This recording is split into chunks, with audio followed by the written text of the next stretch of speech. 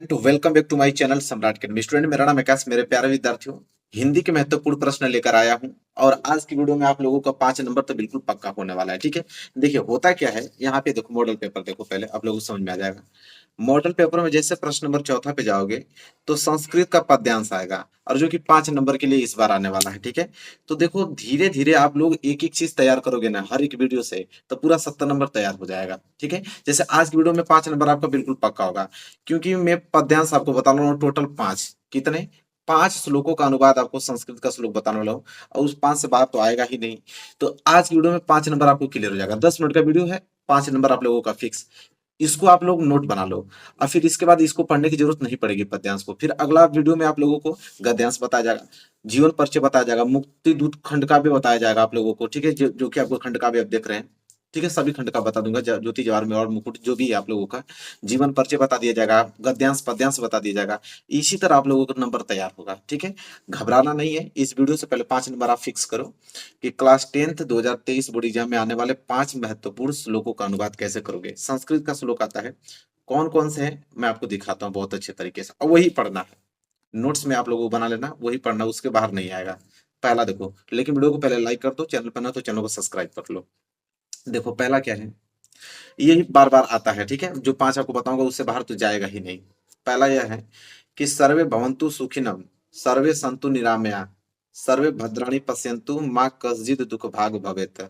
ये बहुत ही ज्यादा इंपॉर्टेंट संस्कृत का श्लोक है और इसका संदर्भ लिखना होता है और हिंदी में अनुवाद करना होता है। 5 नंबर बस मिल जाएगा आप लोगों को। तो चलिए सबसे पहले संदर्भ इसका देखेंगे, संदर्भ कैसे लिखेंगे।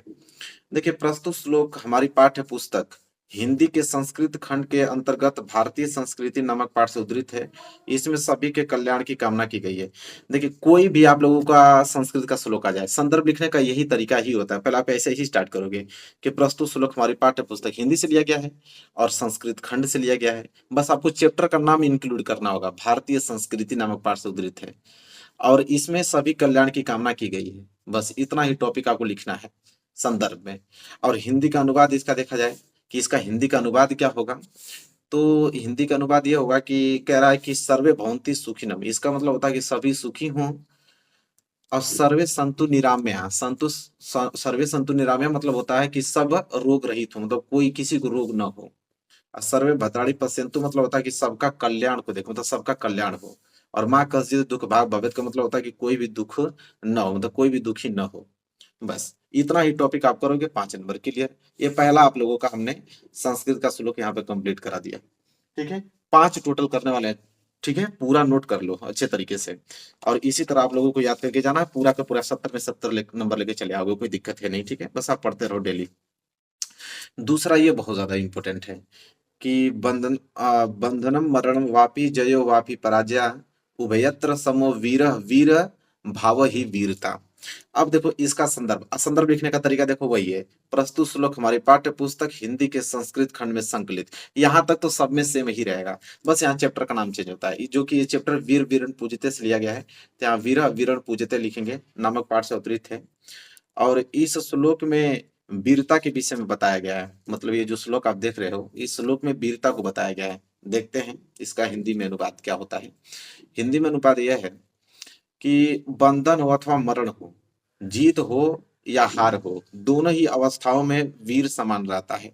वीर को ही वीरता कहते हैं। कह रहा है कि बंधन हो या मरण हो, जीत हो या हार हो, दोनों ही अवस्थाओं में जो वीर होता है ना वो समान रहता है। अब वीर को ही किससे डिनोट किया गया है, वीरता से। बस इतना छोटा टॉपिक है और 5 नंबर आपको मिल जाएगा। ठीक है, अब पूछेगा तो 100%। ठीक है, ऐसे बाहर आएगा नहीं 5 जो मैं आपको बताने वाला हूँ। नोट कर लो, ये दूसरा है, देख रहे हो कितना छोटा छोटा है। अब तीसरा मैं दिखा देता हूँ आप लोगों को। चलो तीसरा नोट कर लो।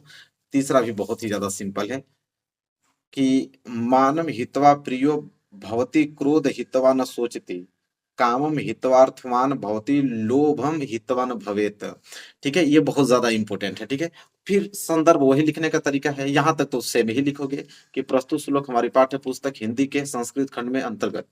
ठीक है, संस्कृत खंड के अंतर्गत कौन से, जीवन सूत्राणु नामक पाठ से अवतरित है। किस चैप्टर से लिया गया है, जीवन सूत्राणी चैप्टर से लिया गया है।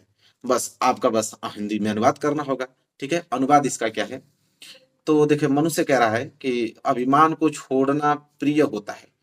मनुष्य का जो अभिमान होता है उसको छोड़ना प्रिय होता है, और क्रोध को छोड़कर शोक नहीं करता, कामना को छोड़कर धनवान होता है, और लोभ को छोड़कर सुखी होता है। ठीक है, 3 लाइन का आप लोगों का मात्र इसका हिंदी का अनुवाद है। ठीक है, एक ही 5-5 मिनट भी पढ़ोगे तो पूरा का पूरा दिमाग में आप लोगों को छप जाएगा कि क्या कहना चाह रहा है ये। ठीक है, तो इतना सिंपल टॉपिक है, और इसको आराम से आप लोग नोट करो और घर पे बैठ के आराम से याद करो। अब ये 5 जो आपको बता रहा हूँ, ये 5 अगर तैयार हो गया तो इसके बाद कोई वीडियो देखने की जरूरत थोड़ी पड़ेगी आपको, ये पांचों ही आप याद कर लो।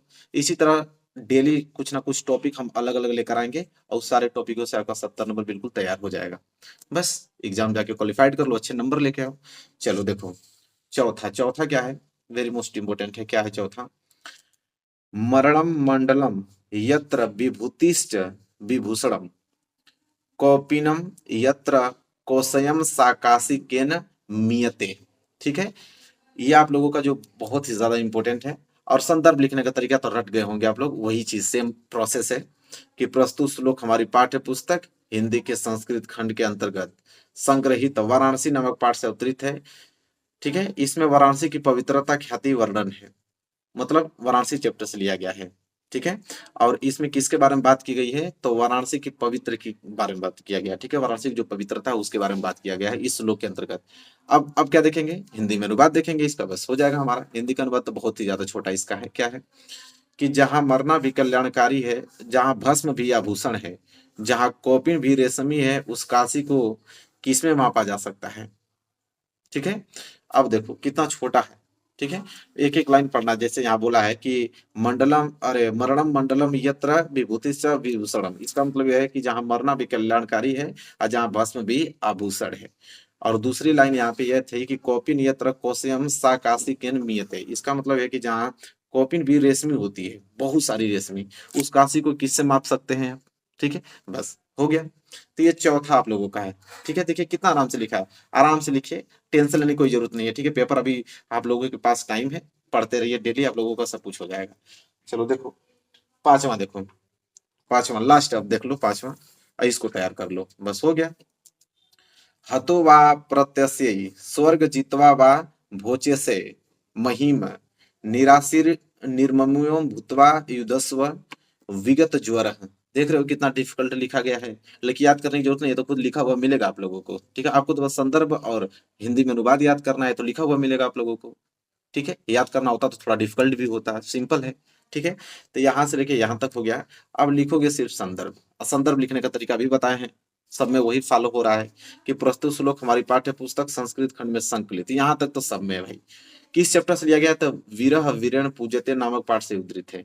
ठीक है, वीरह वीरण पूज्यते पाठ से उद्धृत है। और देखिए इस श्लोक में क्या किया गया है कि इस श्लोक में पुरुष सिकंदर को गीता के उपदेश के विषय में बता रहे हैं। इस श्लोक में जो पुरुष सिकंदर को गीता के उपदेश में के विषय में बता रहे हैं। ठीक है, चलिए देखते हैं। अब इसका हिंदी में अनुवाद ही तो बच गया सिर्फ, देख लीजिए हिंदी में अनुवाद देख लो क्या है। यदि युद्ध में, युद्ध की बात हो रहा है कि यदि युद्ध में मारे गए तो तुम स्वर्ग को प्राप्त करोगे। ठीक है, कह रहा है कि अगर युद्ध हो रही है, अगर युद्ध में तुम मारे गए, ठीक है, तो देखो कह रहा है कि युद्ध में अगर मारे गए तो तुम स्वर्ग को प्राप्त करोगे, और जीत गए तो पृथ्वी के राज्य को भोगोगे। अतः तुम इच्छा रहित, ममता रहित और दुख रहित होकर युद्ध करो। मतलब कह रहा है कि अगर अगर मर गया युद्ध में तो तुम स्वर्ग को प्राप्त करोगे, अगर जीत गए तो पृथ्वी के राज्य को भोगोगे। मतलब कि जैसा सिचुएशन होगा उसको आपको देखना पड़ेगा, सबका देखभाल करना पड़ेगा, सबकी इच्छाओं को पूर्ति करना पड़ेगा। ठीक है, और कह रहा है इसीलिए इच्छा रहित, ममता रहित और दुख रहित होकर युद्ध करो। ठीक है, तो ये देखिए हिंदी का अनुवाद था इसका, जो गद्यांश हमने यहाँ पे श्लोक आप लोगों को बताया, इसका अनुवाद हो गया। तो टोटल 5 हमने बताया। अब पांचों आप लोगों को इतना छोटा छोटा था, मात्र 10 मिनट में चाहोगे तो पांचों को रिवीजन करके 5 नंबर आपका पक्का हो जाएगा। ठीक है, तो यही वीडियो थी, और शेयर कर देना इस वीडियो को, और चैनल पर नया तो चैनल को सब्सक्राइब कर लेना, और मिलेंगे नेक्स्ट वीडियो में, तब तक के लिए धन्यवाद।